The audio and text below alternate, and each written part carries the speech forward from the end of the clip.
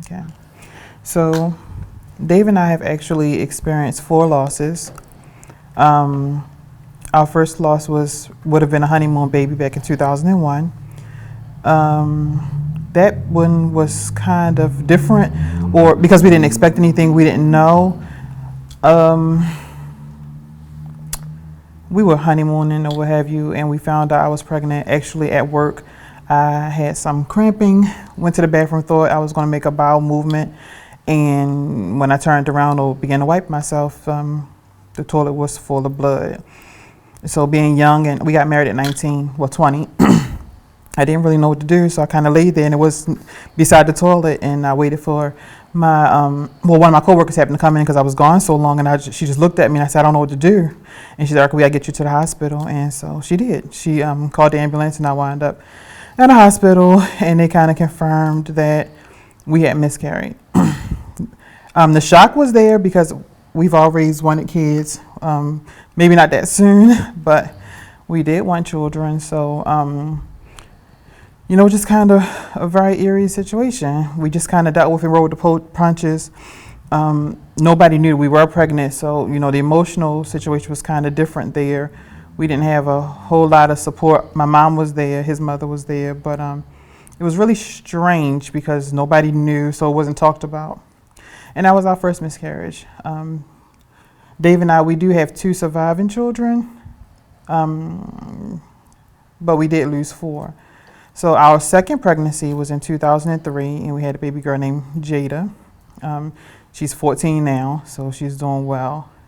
And in between Jada and our third pregnancy, feel free to chime in here. Between Jada and our third pregnancy was 10, 11 years.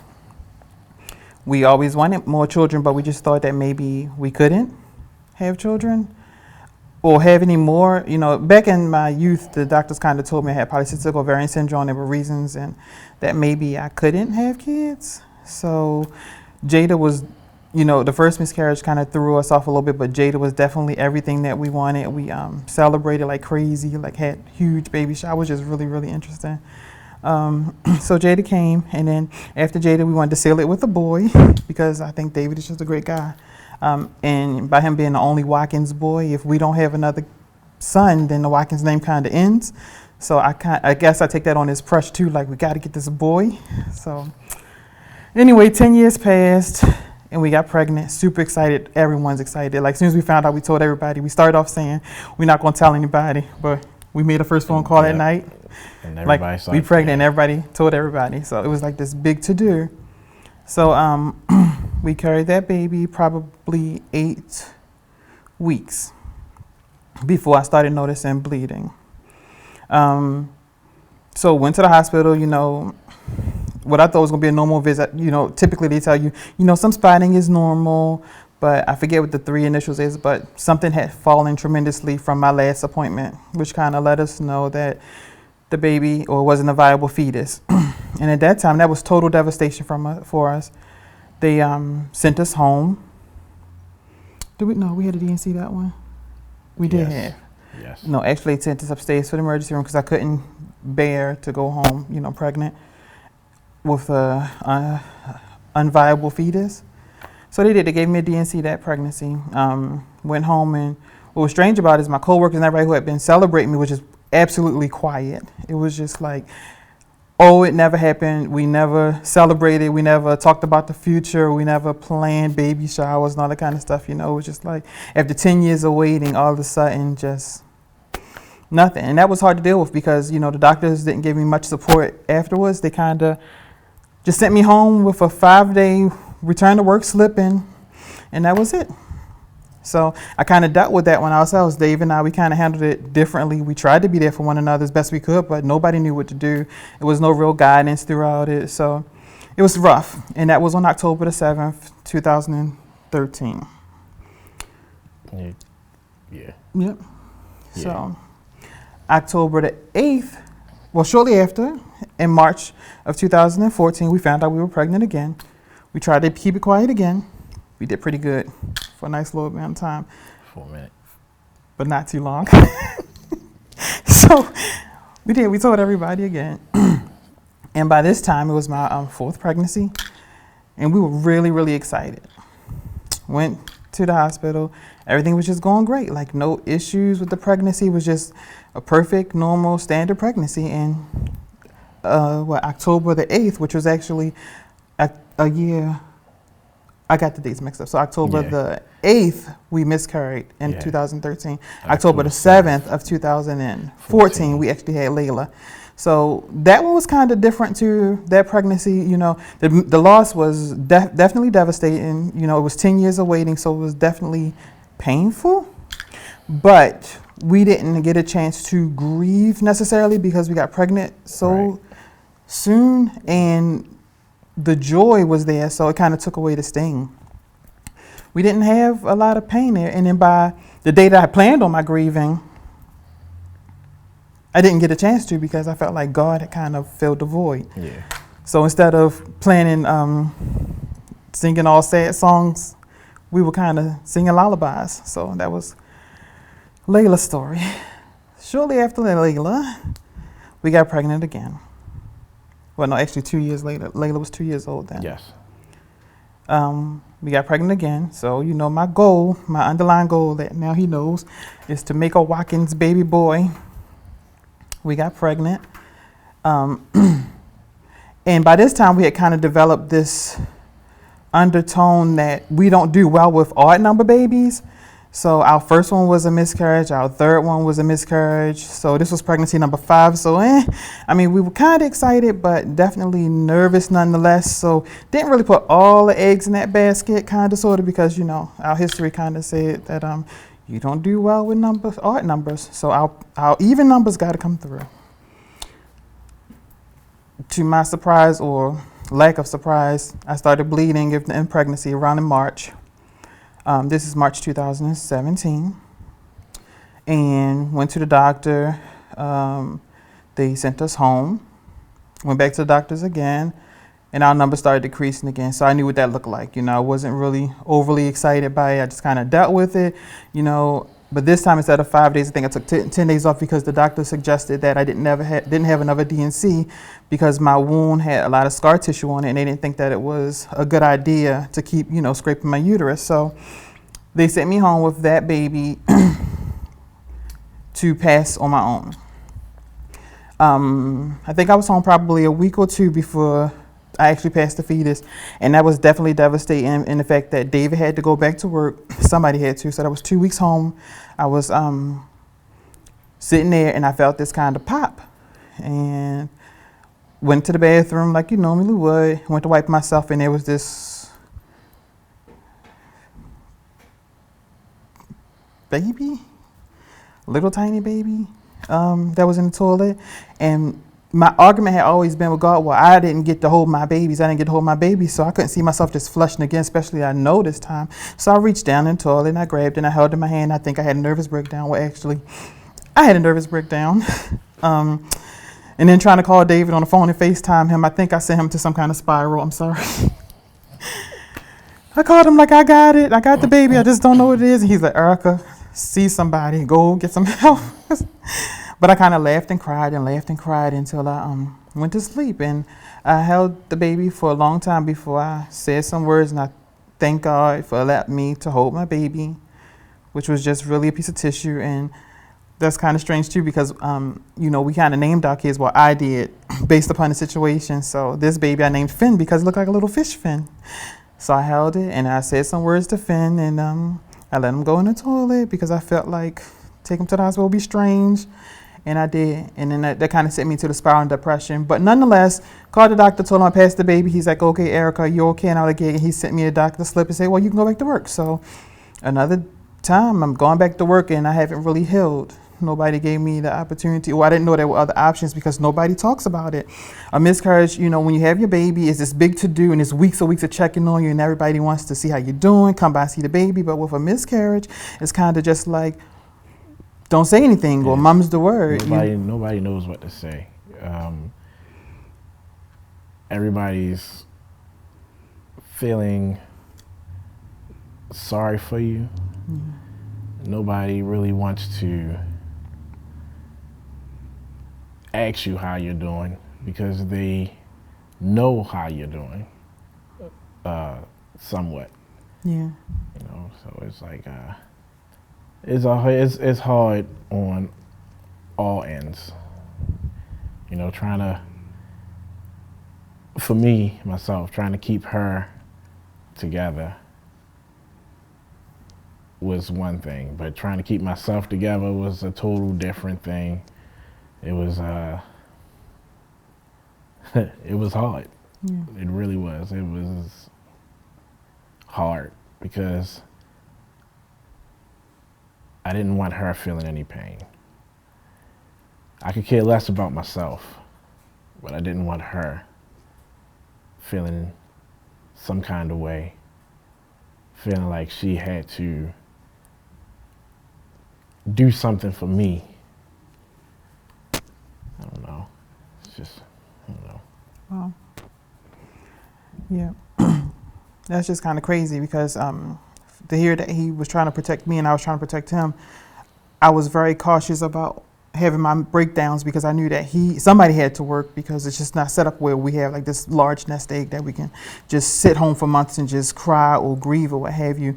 You know, we kind of live in check by check basically for the most part. So he gave me the space to grieve. And so I felt like when he came home, the last thing he wanted to deal with was this thing or, you know, this issue that we face now for the third time. And I guess both of us trying to protect one another, it kind of created this other little void or sorts, like this unspoken thing. So that was March 2017. August 2017, we found out we were pregnant again. Now, this was the 6th pregnancy, no doubts at all.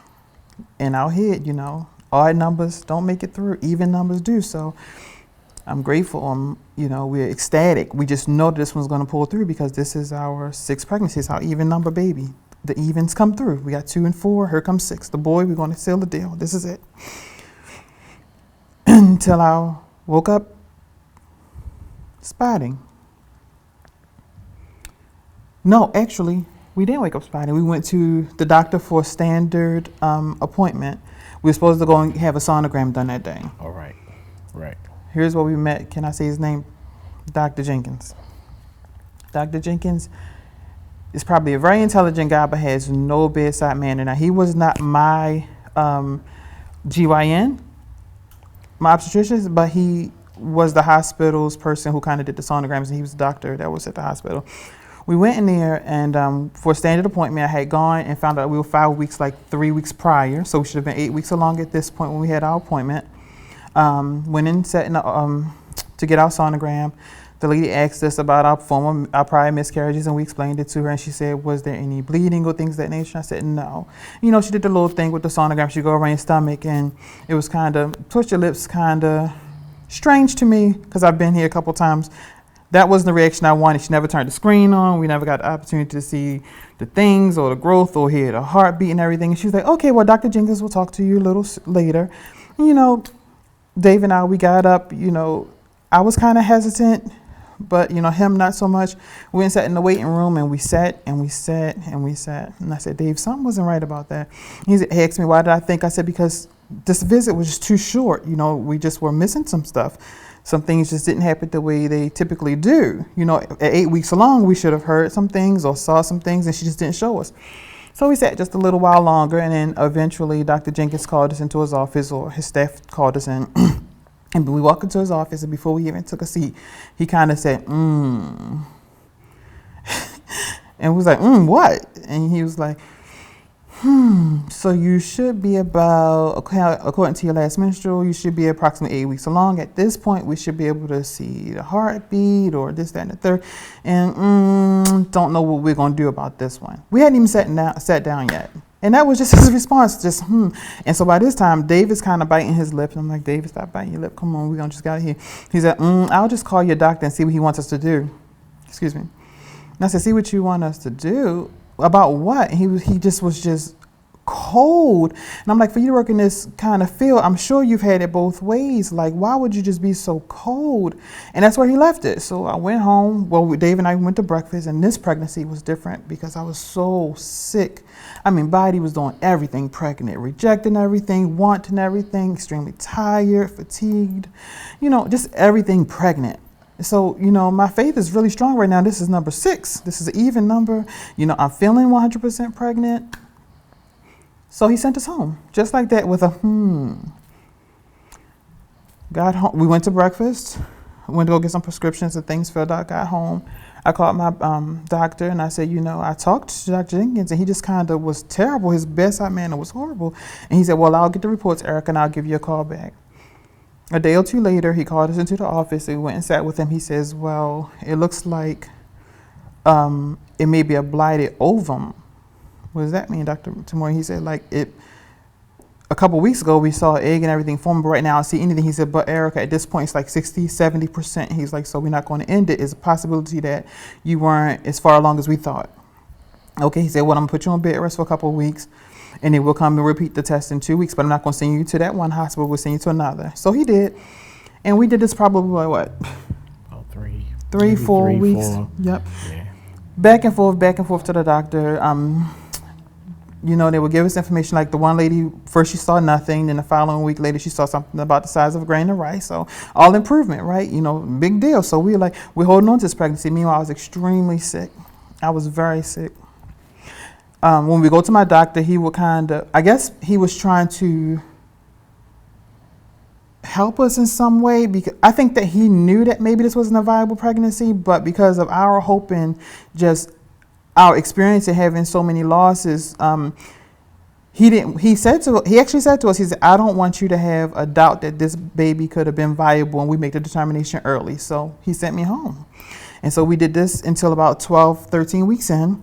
And then at the 13th week is when he determined that we were no longer, well, it was like 70%, 50%, 40%. And as long as we're at 50 and 40%, I felt like we had a fighting chance. David did too. I asked him, what do you want to do? But he said, Erika, I just can't live knowing that the baby could have had a chance. And so I laid and I waited.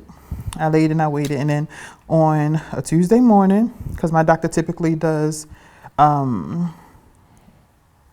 on Tuesdays. Why he every day, I don't know. But he have his little surgeries I would have you on Tuesdays. And I woke up that morning spotting. And I determined to myself that I did not want to bleed out another baby. I was extremely sick. I wasn't feeling well. I said, Dave, I think I want to go to the hospital. And we did. And I went and I talked to the emergency room staff and I told her what was going on. She drew my blood and everything. And then eventually she got in contact with my doctor. And she says, yeah, Dr. Tamorian says that, you passed. You're passing the baby, or your body's rejecting it. Your numbers have dwindled tremendously from your last visit. And, that was kind of it. So she sent me home. I said, Miss, please. I said, I can't go home and do this again. We've done this too many times. I cannot sit home and bleed out another baby. Mentally, I can't take it. And she's like, well, somebody will schedule you. And she sent me home. So I went home totally distraught because this baby was supposed to make it. And we sat and we waited. And then finally, I got a call from the doctor's office that said that they were going to schedule me. This was on September the 19th, and when they actually declared the baby not viable, and my DNC was not scheduled to the following Tuesday, which was the 26th of September. And I waited a week, and then that morning, I started bleeding great clots of blood, and I was like totally distraught. And I went in the hospital, and they did what they did, and I just dealt with it.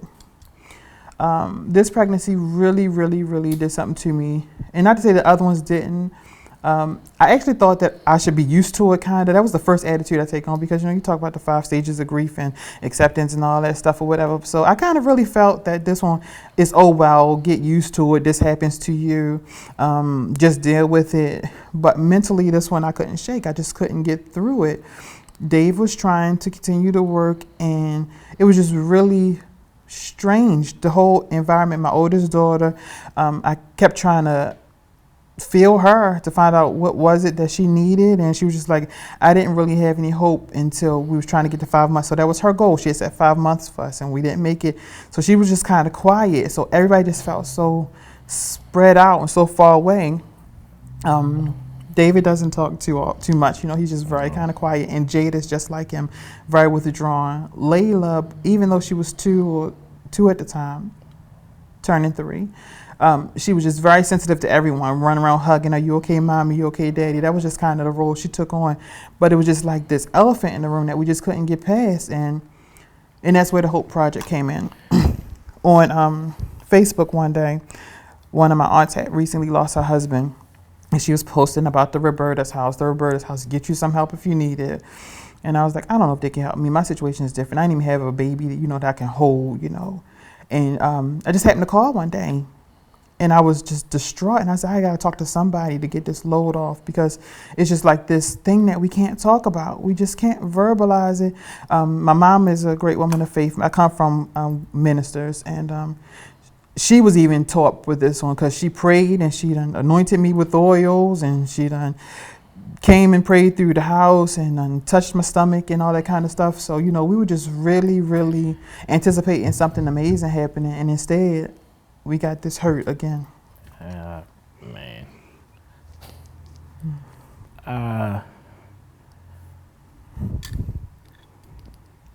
This one was a lot for me. What she don't know is that I was on the internet, online, looking at all types of stuff, trying to see if it was any possible way that this baby was going to come through. When he said something about the blighted ovum, I looked that up. I got on Google, started looking at stuff, and people's testimonies, you know what I'm saying? Like, my doctor said it was a blighted ovum and he thought that it was over, but we turned around and the baby came forth and stuff like that. So I was really, really pushing for this one. I was pushing for all of them, but this one right here, it was almost like, I can't do this again. I can't go through these motions again. Like, this is really hard. And I prayed, oh man, I prayed so much. Yeah, I felt you praying at nighttime. And I was at a point where, as though I was like, you know what, this is going to be okay. Everything's going to work out. But it didn't. And I felt some kind of way, because I felt like she was doing all this for me. I felt like it wasn't necessarily for her.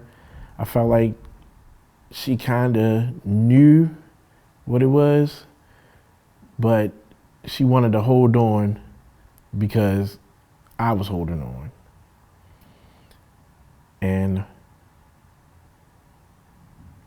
like I feel like she went through so much, like the sickness and everything. And I felt like she was doing it for me. And I was like, man, I felt so bad, because I felt like I was the one pushing her to feel this way, but she was sick. Like, like in her body, she was sick. And I can't explain it. It's just extra tough, man, because what I didn't want to do was go through this again. My emotions was running wild.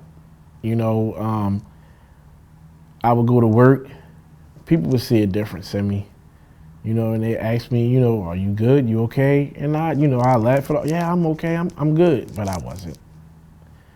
I'm still not.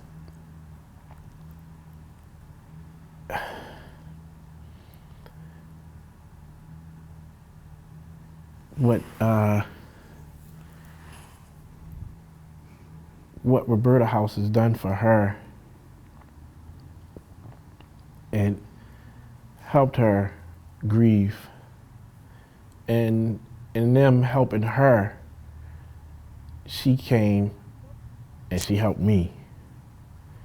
So like I thank them for being so supportive to her and what she needed to go through, because what she needed, I needed, and what she dealt with or whatever they was doing there, she would bring home and try to help me. You know, so I mean, the place is just like, it's awesome. You know, it's different for a man, because men don't really show feelings like that. You know, people expect you to be like, oh man, she had a miscarriage, you know, but you know, I'm good, you know what I'm saying? You know, we still moving, you know, and everything's still gonna be okay or whatever, you know, because that's what we was brought up. That's how we was brought up. You know, we was brought up like, you know, you can't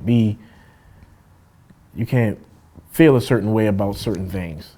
You know, you're a man, you know, so you're not supposed to feel a certain way. And if you feel that way, you feel that way for a minute and you move on. You don't continue to dwell in that. Is feel that way for a moment and that's it. But that's not it. That's not it. All four of them hurt. And I dealt with them in my own way. The last one, I couldn't deal with it in my own way. I shut myself out and just don't talk about it, don't say anything, and eventually it'll go away. But it never does. It never does. If I can add to that, I agree. The men get treated differently. Like, I can remember being in the emergency room. I can remember once the news was broken, because my family was like a mob. They were just kind of everywhere.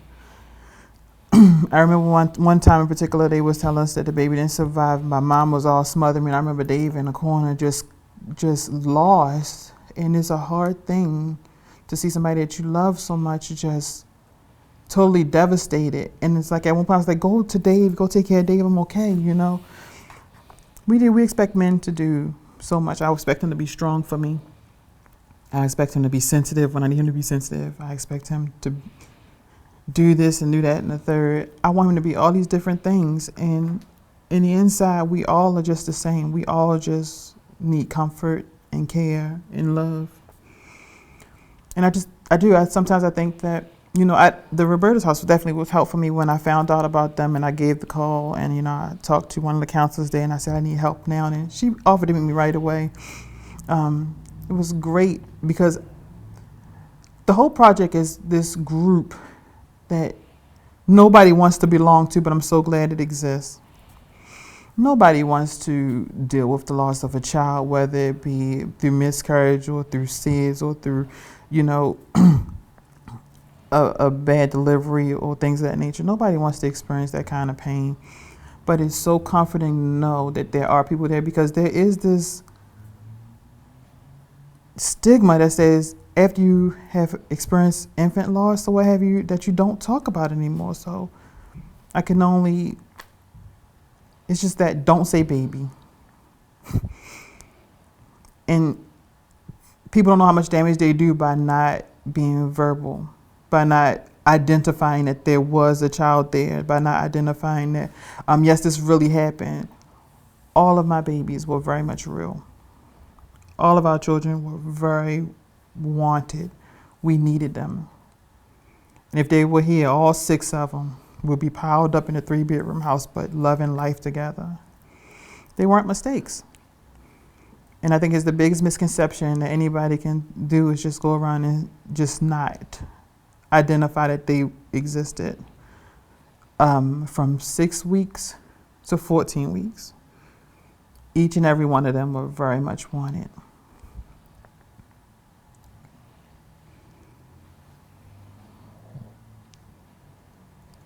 You have suffered recurrent miscarriages. How do you feel about the medical care you've received?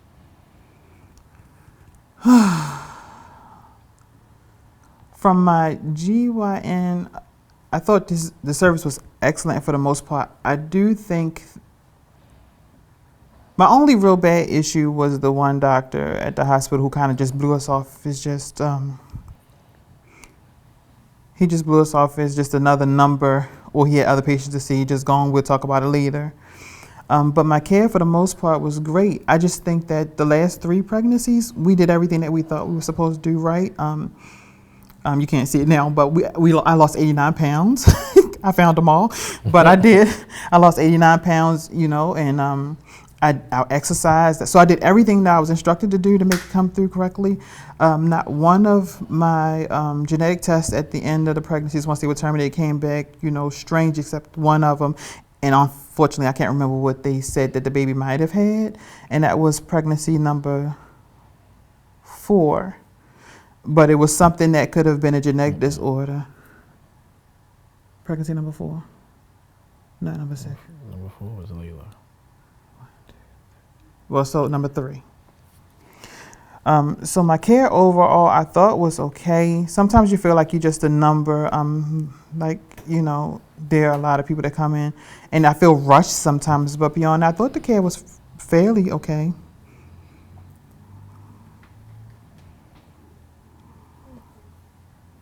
I think, yeah. Her OBGYN is a great man. He's really good. He cares about his patients, you know. Yeah, the only one we had a problem with was that one guy. He really pissed me off. Like, for real. Like, I wanted to say something, but she was like, no, don't say anything. And, you know, I think it was best for me not to say anything. As far as care, I think the only thing I wish differently with the last pregnancy, I understand that my doctor was trying to allow me and Dave to make the decision whether we would just terminate the pregnancy. But had he said a stern, Erika, the pain and the suffering you're going through right now and the sickness you're going through is because your baby is deteriorating, it's now toxic, we need to get this baby out of you, I think that would have been way more beneficial to us and would have helped our healing. Because at the end of it, I understand he was doing it because he wanted us to make the decision because we had so many losses and he wanted us to have a doubt at the end. But I kind of have a resentment of sorts right now because I'm not the professional. And if you know without a shadow of doubt that there is no other option, that the baby won't recover, I think that he should have just told us it's time to end this and let's just get your DNC to save your body some pain and turmoil. But I guess when you're in a situation, you do what you think is best. And for David's sanity and I guess even mine, you know, he just let it prolong and it went on and on. It was the longest 4 weeks ever. It was the longest 4 weeks ever. What would you say to other parents going through loss? I would say get some help. That your baby is your baby. It's not fictitious. It's very real. Your feelings are very real. There is hope. Can I guarantee that your next pregnancy will be awesome? No, because we just don't have that kind of guarantee. But there is hope and there is help if you seek out for it.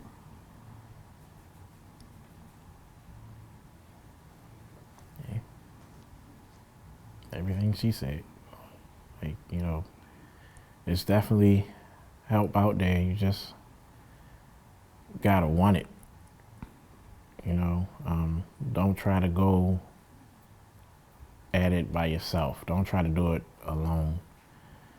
Because trying to do it alone just doesn't work.